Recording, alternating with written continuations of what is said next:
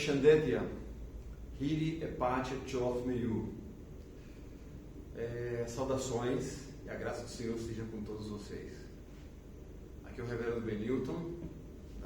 Eu estou trabalhando com a PMT, a Junta de Missões Presbiterianas Transculturais, há mais de 11 anos aqui na Albânia. Sou casado com a Nancy. A Nancy é argentina e nós temos uma filha com 17 anos, a Karen. E já quero agradecer ao pastor pelo convite, à igreja pelas suas orações. E, bom, esperamos que no decorrer desse período agora, da exposição da Palavra do Senhor, o Senhor esteja ministrando a sua vida, a minha vida, desafiando para aquilo que Ele tem chamado para as nossas vidas na área missionária. Sem muita delonga, nós vamos estar trabalhando 2 textos. Na verdade, vamos trabalhando um texto, um como introdutório, seria Lucas 9, de 57 a 62, e Lucas 10, de 1 a 4. Lucas 9 diz o seguinte: aconteceu que, indo ele pelo caminho, lhes disse Senhor, seguir-te-ei para onde quer que fores. E disse-lhe Jesus: as raposas têm covis, as aves dos céus ninhos, mas o Filho do Homem não tem onde reclinar a cabeça. E disse a outro: segue-me. Mas ele respondeu: Senhor, deixe-me que primeiro eu vá enterrar meu pai. Mas Jesus lhe respondeu: deixe aos mortos o enterrar os seus mortos, porém tu vai e anuncia o reino de Deus. Disse também a outro: Senhor, eu te seguirei, mas deixe-me despedir primeiro dos que estão na minha casa. E Jesus disse: ninguém que lança a mão no arado olha para trás, é apto do reino de Deus. Nós vamos orar antes de seguir com o outro texto, mas que o Senhor realmente possa estar já falando aos nossos corações com o texto lido. Te rendemos graças, Senhor, por essa oportunidade que temos na Tua presença. Colocamos esse texto lido e os textos que vamos ler, a exposição da Tua Palavra, com um guia do Teu Espírito Santo nesse período que temos agora como igreja.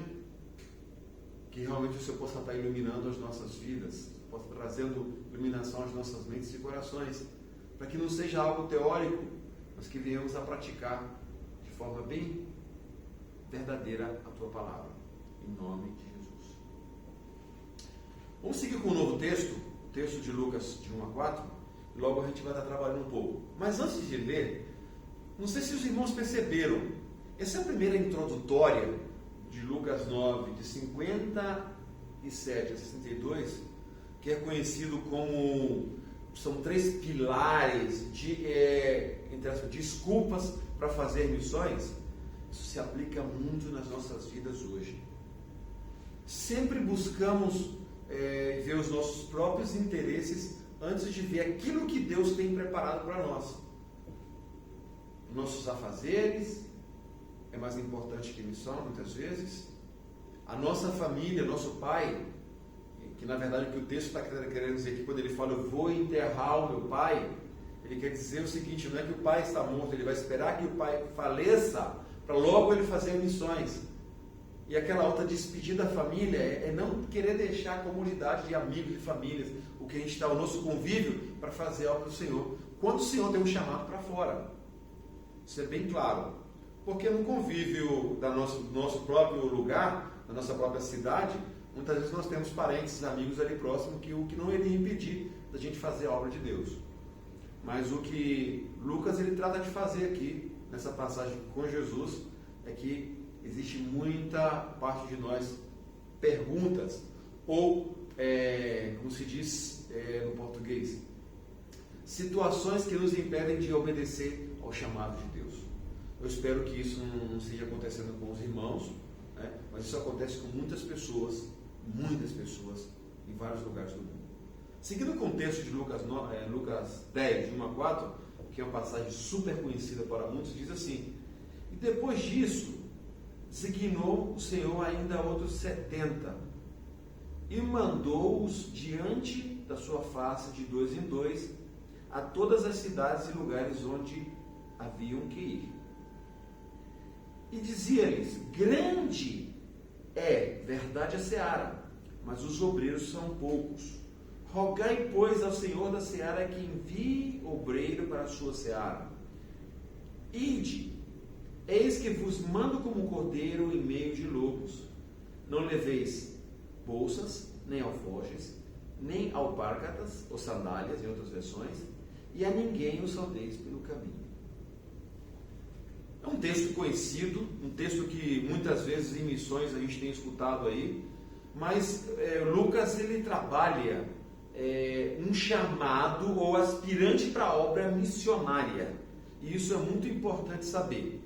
Muitas pessoas se prendem e debatem sobre a questão das versões bíblicas ou alguns manuscritos que falam que é enviado 70 ou enviado 72, e muitos estudiosos pensam sobre isso aí. Na verdade, isso é um detalhe que a gente deveria passar por cima, 70 ou 72, porque na verdade temos a versão da NVI, em que ela fala que são enviados 72, a atualizada fala que é 70, e muitas vezes nós nos prendemos nesse detalhe aí e deixamos passar o essencial do que o Evangelho está falando. Ou aqueles estudiosos que tentam buscar algumas razões para tentar trazer uma noção maior para o Evangelho, então eles vão lá, isso é comparado com Gênesis 10, e tem lógica. Gênesis 10 fala das nações, na cosmovisão judaica, as nações, e esse é o ponto que a gente tem que colocar na nossa mente. Quando se fala de evangelização, você tenta enviando a vários lugares, quer dizer nações do mundo. Mas uma coisa que a gente tem que prestar atenção é o chamado de Deus, é a missão de Deus enviando-nos para fazer a obra que Ele tem preparado para nós. Outro ponto importante que está nesses versículos aqui, e muitas vezes pessoas me perguntam, então eu não posso fazer missões porque o texto aqui fala que foram enviados de 2 em 2. Dois aspectos importantes para entender isso aqui. Na cultura judaica, primeiramente, vamos colocar esse primeiro, depois a gente coloca o outro que é tão importante, tal como. Na cultura judaica era necessário um aval, ou seja, uma outra pessoa confirmando aquilo que estava sendo falado. Então, quando Jesus envia de 2 em 2, ele está trazendo aqui que aquela pessoa falante e o outro ia confirmar, tinha valor. Então, Deus traz através de Jesus, traz aqui uma amplidão muito grande para as nossas vidas. Ou seja, pregar o Evangelho sozinho e tendo sozinho uma coisa, tendo uma outra pessoa confirmando, na cultura judaica tinha um peso muito grande. Eu creio que na nossa cultura também. Por isso que muita gente, muitas vezes vão de igrejas em igrejas tentando buscar um aval para aquilo que tem no seu coração. Não é bem isso o caso. A palavra de Deus é verdadeira. E ela é verdadeira em qualquer lugar que você venha estar. Essa coisa de procurar, o pastor não prega aquilo que eu quero. A Bíblia ela foi pregada para ministrar o seu coração, e não para satisfazer os teus desejos. Por satisfazer desejos, muitas seitas foram criadas no mundo. Mas não é o outro ponto, vamos falar de missões aqui. Evangelização de todas as nações da terra, do mundo. O segundo ponto de viagem 2 em 2 é algo muito importante para a gente, é o companheirismo. Quando a gente tem um apoio em situações diferentes, e tem alguém para orar, tem alguém para dar uma palavra de conforto, isso é muito gratificante. Jesus, conhecendo o ser humano muito bem, que ele foi criado por ele mesmo, ele traz isso, ele envia de 2 em 2 com esse pensamento. Não vão estar só, vão ter alguém falando com ele, vão ter alguém ministrando com ele, vão ter alguém ao lado dele, sendo um companheiro, sendo amigo dele. E isso a gente tem que levar muito a sério. Eu sei que tem algumas missões, tem algumas pessoas do mundo que tentam simplesmente fazer missões levando um missionário sozinho, e o missionário tem suas consequências. A nossa própria agência algumas vezes comete esse erro, mas eles estão corrigindo, estão tratando de levar a pessoa a trabalhar em equipe. E não quer dizer família. Porque tem a família, está tendo o apoio da esposa. Eu creio que não é bem esse aspecto que traz o texto. O texto traz equipe, o texto traz uma outra pessoa, pensando que o matrimônio ele é um. Ele torna-se uma pessoa. E tendo uma outra pessoa, uma outra família, um outro conjunto para ajudar isso na obra missionária, isso é muito, muito, muito importante. O segundo aspecto que traz, além da validar o testemunho, aí, na verdade tem um terceiro aspecto que eu queria trabalhar aqui, é que nesse envio geral para missões, o centro não é o missionário, o centro é o próprio Deus, é a própria missão de Deus sendo enviada ali. E isso a gente tem que colocar muito claro na nossa mente e coração. Nós somos discípulos, nós somos chamados de Deus para ser testemunho dele, né? E para mostrar para o mundo aquilo que ele tem feito nas nossas vidas. Ele continua sendo o centro de tudo. Não temos que perder isso aí. Não é o que estamos fazendo, é Deus o centro de tudo. Ele é o Evangelho. A obra é dele e a missão é dele. Nós temos que ter muito claro isso na maneira de fazer missões. Não somente na Albânia ou em outros lugares, mas nos lugares onde nós estamos também, na nossa cidade, no nosso estado, no nosso convívio diário, no nosso passear com outras pessoas. Temos que ter claro isso aí. Deus nos chamou para uma missão importante, missão dele. E os discípulos tinham isso muito claro. E nós devemos ter isso muito claro no nosso coração e na nossa mente também. Dependência de Deus na missão. Deus nos chama e nós dependemos dele para fazer a missão que ele mesmo nos chamou. Muitos são os desafios, muitos são as coisas que temos, as barreiras que podemos encontrar. Antigamente as pessoas viajavam muito para chegar em algum outro lado. Hoje nós temos os aviões. Hoje, nessa pandemia que a gente está passando, temos os meios tecnológicos que nos ajudam a chegar em vários lugares do mundo. E muitas vezes a gente não usa essa situação para o bem. Nós preferimos reclamar como seres humanos do que usar isso para a pregação do Evangelho. Temos que ter muito cuidado. Deus, ele tem um chamado específico para a sua vida, para a minha vida. E na sequência do texto, olha o que diz Lucas 10, 2 e 3. Ele diz o seguinte, a seguinte advertência diz aqui: a seara é grande, mas os trabalhadores são poucos. Rogai, pois, ao Senhor da seara que mande trabalhadores para a sua seara. Ide, e eu vos envio como cordeiro para meios de lobos. Interessante, né?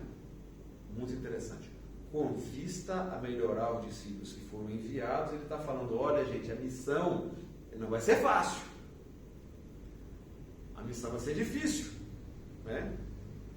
É uma coisa muito grande para se fazer.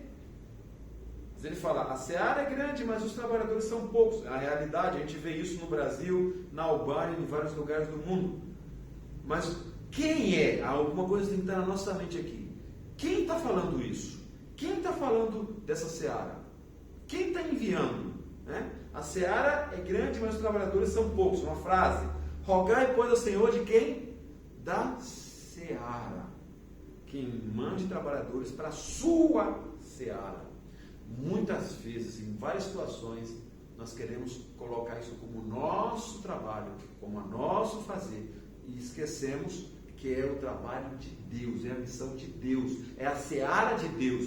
E aí nos dá uma posição muito forte, porque se é grande, quer dizer que vai ter resultado. Se a seara é grande, vai haver frutos, né?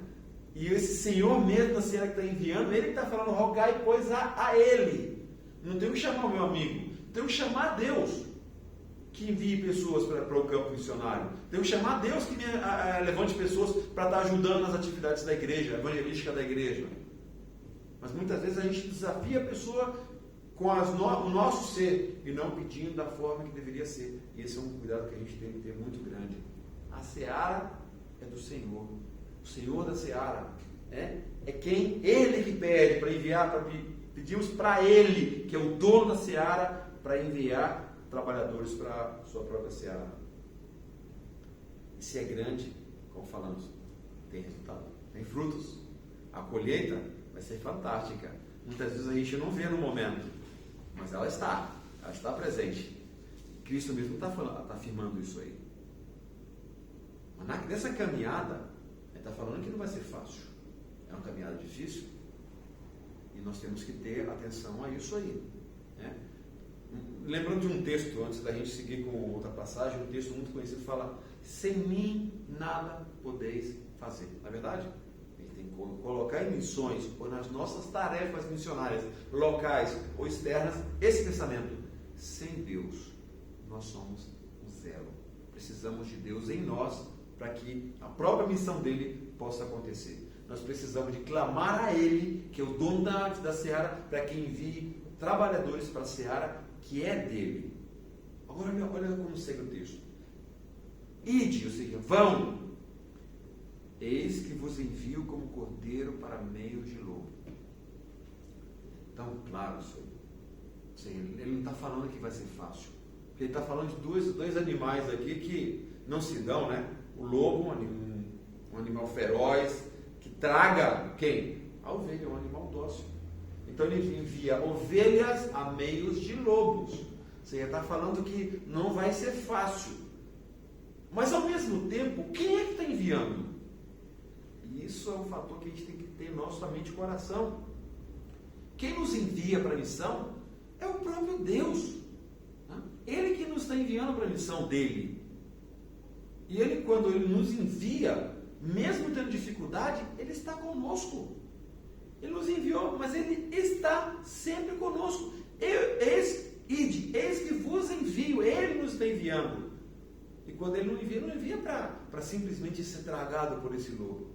Ele nos envia sabendo que ele vai estar do nosso lado, nos ajudando, nos apoiando, 100%, porque a seara é dele. O interesse é dele. Aí então, pensando, pastor, então por que o senhor foi para a Albânia?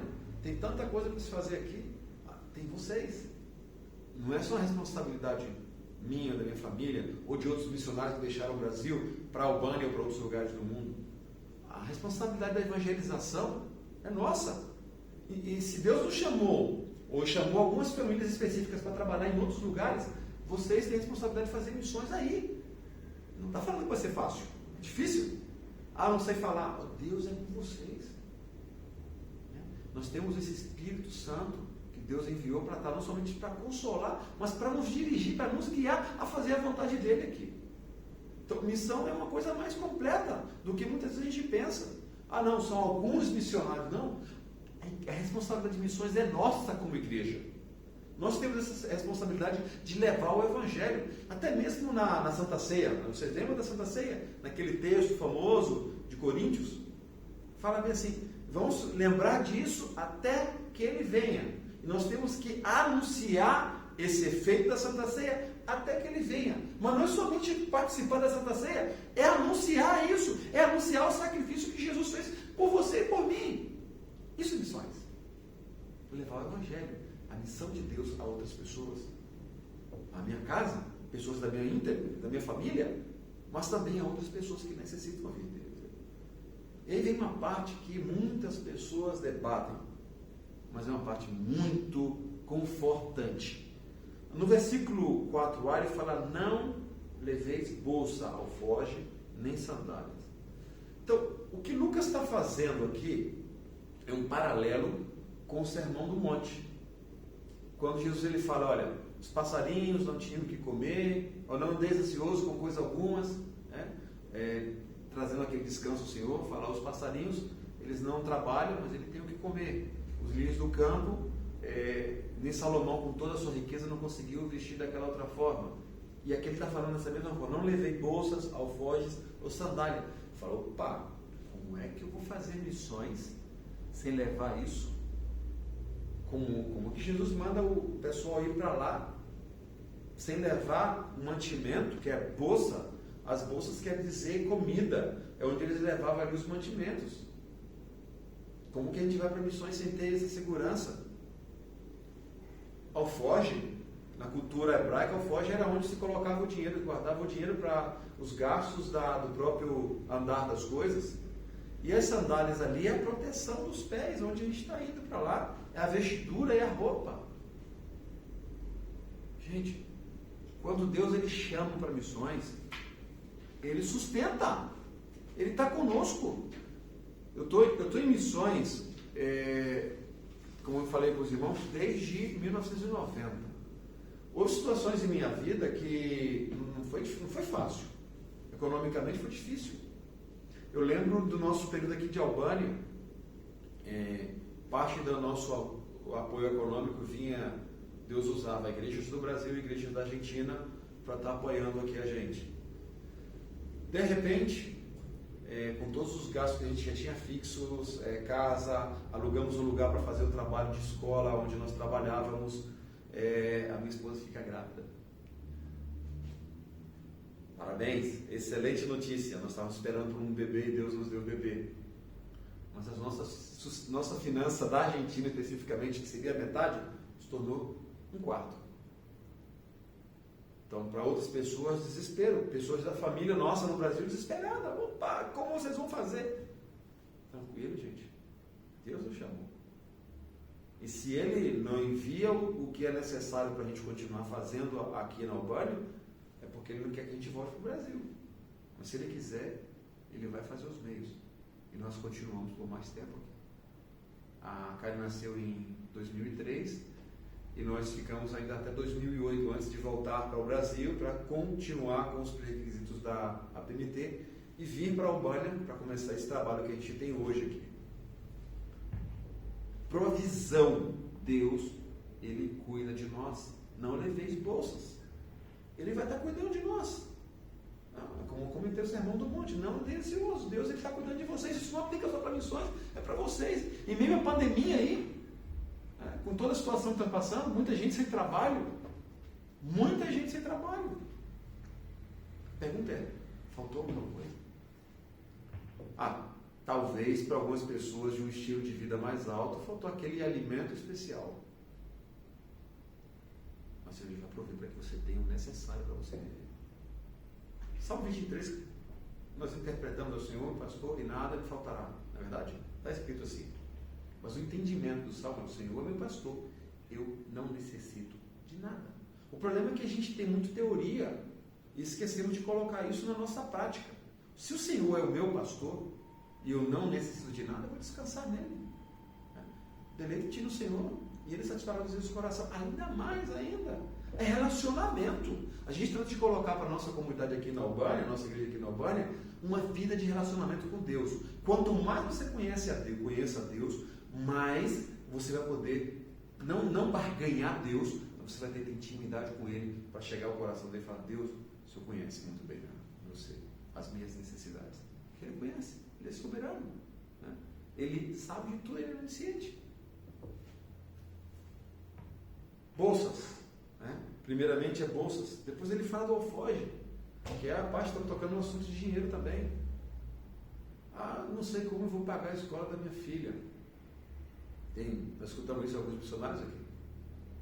Mas no resultado, no final, a gente escuta falando: poxa, não sei como Deus usou pessoas, usou meios, e nós conseguimos pagar a escola da filha. Sempre foi assim. Ele cuida, Ele vê os meios, Ele cuida das nossas finanças. Ele usa igrejas como a de vocês, como outras pessoas, até pessoas não cristãs, Ele tem feito isso. Porque a obra dele, ele é o interessado que a obra cresça. Ele só quer ver disponibilidade da nossa vida em fazer, em obedecer aquele chamado dele. Ele está conosco. Ele está conosco. E essa sandália é vestimenta, está tudo dentro. É um pacote, né? É todo um kit, né? Como está acostumado agora com um kit nessa pandemia, é um kit.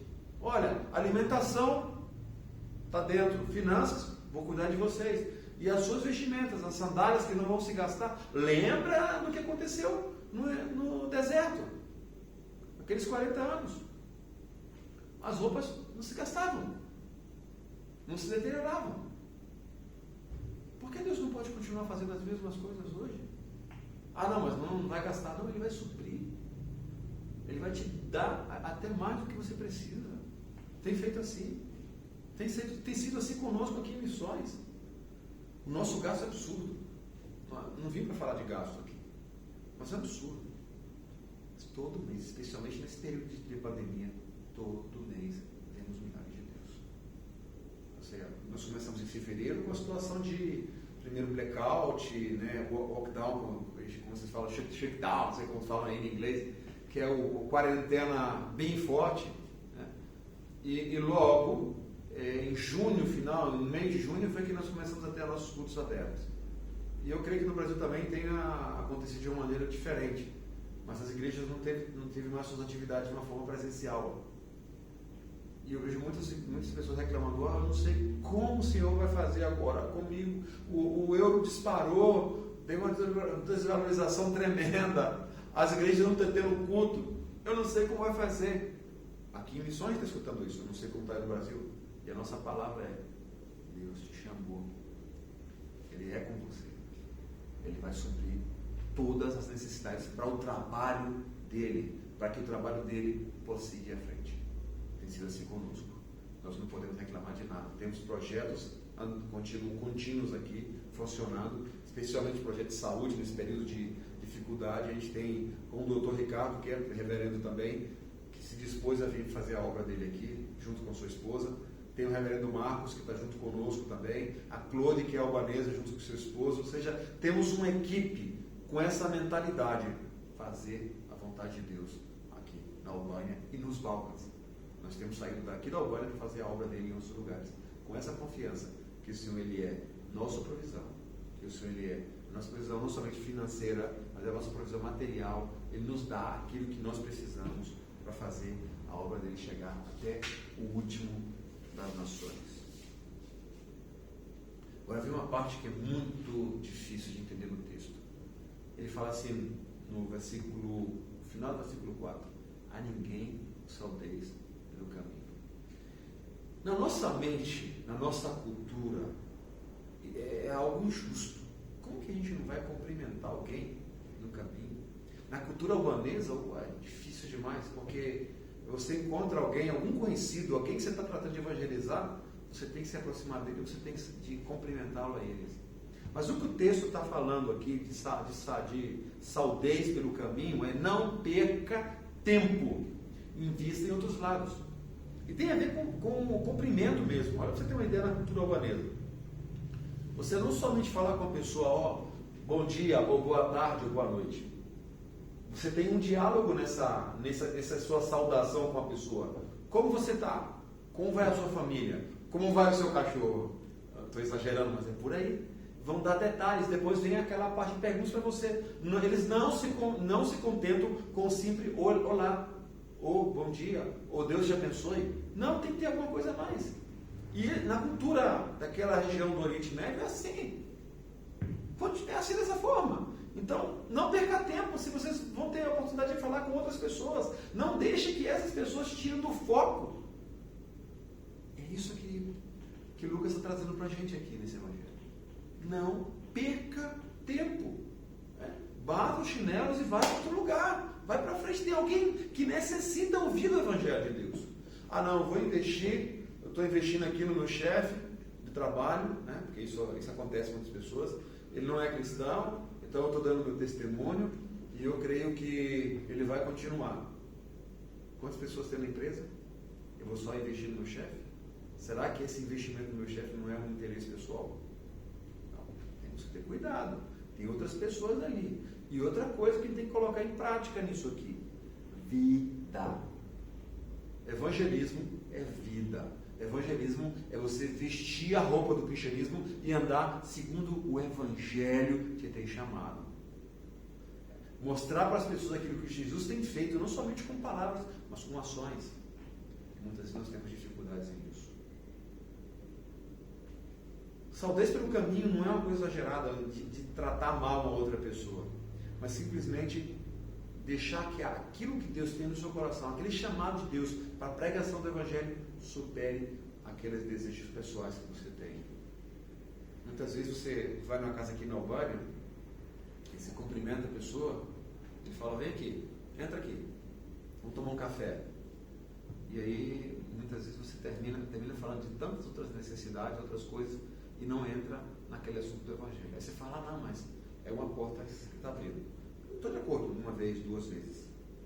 Mas se você pregou o evangelho e aquela pessoa se fechou, ora por ela. Vai buscar outra oportunidade em outro lugar. Deixa Deus atuar. Ou seja, Não saudeis no caminho, é isso aí. Não perca tempo. O Evangelho, a pregação do Evangelho, ela tem urgência. E Deus necessita isso, tendo desafiado a fazer isso na frente. Então, estamos concluindo já. Estamos concluindo.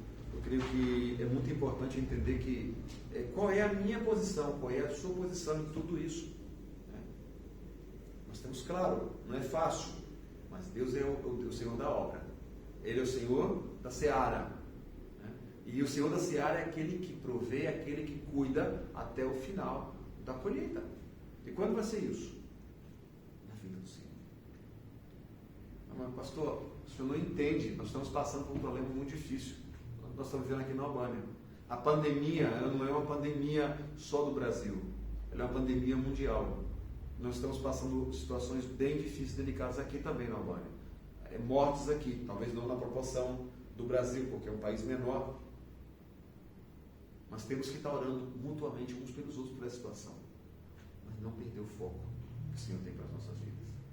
Que o Senhor nos ajude a seguir esse chamado que Ele tem para a minha vida, para a sua vida, para nossas vidas como igreja, a fazer a vontade dEle, que é boa, que é verdadeira, que é eficaz. E Ele, que nos chamou, vai estar conosco, mesmo sabendo que existem lobos por aí. Ele vai estar conosco, nos guardando, nos cuidando, em meio a qualquer tipo de dificuldade que tenhamos. Que o Senhor nos abençoe, que o Senhor nos guarde, que o Senhor nos traga ânimo para fazer a vontade dEle, seguindo à frente. Amém? Vamos estar orando, depois eu vou falar só um pouquinho mais do que a gente está fazendo aqui na Albânia, e assim a gente conclui a nossa participação com vocês. Senhor, muito obrigado pelo desafio que a Tua Palavra traz para nós. Muito obrigado porque realmente temos uma clareza mais ampla desse chamado que o Senhor tem não somente para alguns, mas tem um chamado para a Tua igreja, que é fazer a pregação do Evangelho em todas as partes que o Senhor tem colocado nos nossos corações ou nos tem desafiado.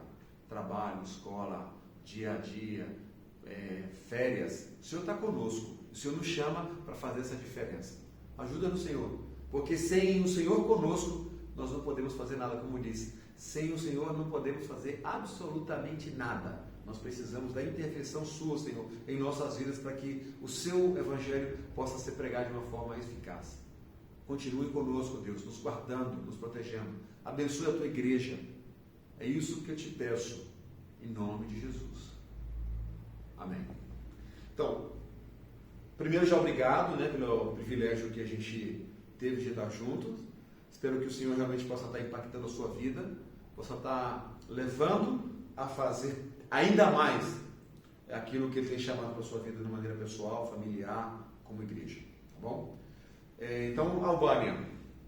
Onde fica a Albânia? Alguns estão perguntando. Leste europeu, região da Península dos Balcãs. Os Balcãs são as cadeias de montanhas que terminam os Alpes suíços ali, entre Croácia e Eslovênia, e ela vai até a Grécia. Então, são vários países. Os países antigos Yugoslávia formam parte dessa região nossa aqui. Mas a Albânia é um país peculiar dentro de tudo isso aí. Um país sofrido, um país que teve o privilégio de ter Paulo com sua equipe evangelizando aqui, Romanos 15, 19, ele fala sobre isso aí, os ilíricos, com sinais prodígios, que desde Jerusalém até os ilíricos, ao redor dos ilíricos, tenham pregado o evangelho. Paulo, ele plantou 4 igrejas aqui, mas a Albânia ela passou por um problema muito grande, que foi os otomanos, os turcos otomanos, eles conquistaram a Albânia, tentando chegar com a expansão do islamismo na Europa, e aqui na Albânia eles ficaram 490, 500 anos de domínio, trazendo a sua religião, o islamismo aqui. Então o país da Albânia é um país com a sua maioria islâmica ou muçulmana, mas o Senhor tem feito coisas grandes nesse período. Nós trabalhamos na Albânia como família em 2 etapas, de 2000 até 2008, trabalhando com Missão Jucum, na área de evangelização e treinamento, e de 2011 até o momento, nós estamos com a APMT plantando igrejas. Essa de onde você está falando é a Igreja Presbiteriana da capital, é a primeira igreja presbiteriana da capital. Nós temos uma outra congregação que há um ano ela está em atividade, em um bairro Asa Fora Tirana, e estamos orando por um novo trabalho. A ideia é essa, pregar, levar o evangelho até as últimas pessoas que for necessário. A igreja presbiteriana está debaixo de uma organização que chama Fundação Presbiteriana Urbanesa. É como se fosse uma ONG. Essa ONG, nós temos várias atividades servindo à comunidade, que seria uma estratégia para trazer as pessoas até aqui. Dando cursos de computação, violão, inglês, espanhol, hidráulica, elétrica, carpinteria, entre outras coisas. Nós tratamos de dar cursos na fundação, utilizando o prédio, para que as pessoas possam vir para aqui e a gente tem a oportunidade de falar um pouco mais aberto. É de um bairro 100% muçulmano, o próprio dono desse prédio aqui, ele é muçulmano, ele é de origem muçulmana, mas é uma pessoa que a gente tem dado o nosso testemunho de vida, nós temos falado do Evangelho para ele e estamos orando para que o Senhor faça uma intervenção na sua vida, no seu coração, se assim ele é parte dessa família eleita do Senhor. Temos dentro da fundação, nós criamos há vários anos o projeto Saúde Alegre, que começou Saúde Alegre para a Albânia e hoje ela se estendeu para os Balcãs. É um projeto em que profissionais da área de saúde vêm do Brasil, entram em contato conosco, vêm do Brasil e em um período de 2 semanas nós fazemos um trabalho evangelístico social, não nessa igreja somente, mas no país como um todo e agora nos Balcãs. Nós tivemos o privilégio de trabalhar na Sérvia, trabalhamos em Kosovo, na Macedônia, em Montenegro e em Sérvia, e tínhamos para esse ano um grande projeto, que é um projeto que ele é contínuo. Pessoas podem entrar em contato, eu quero ir passar 2 semanas com vocês agora. Ok, temos um caminhão, que ele é uma clínica dentária, e nessa clínica dentária a gente tem 2 cadeiras onde podemos atender o máximo de pessoas em parceria com outras igrejas evangélicas do país e em outros países aqui vizinhos. Esse ano nós suspendemos por causa da pandemia, não vai ser possível ter o projeto na Sérvia e na Albânia como era previsto, porém é um projeto contínuo, como falei, vocês são muito bem-vindos a somar conosco. Eu quero visitar a Albânia, muito bem-vindo. A Albânia é um país lindíssimo, eu quero passar minhas férias na Albânia, é um país lindíssimo.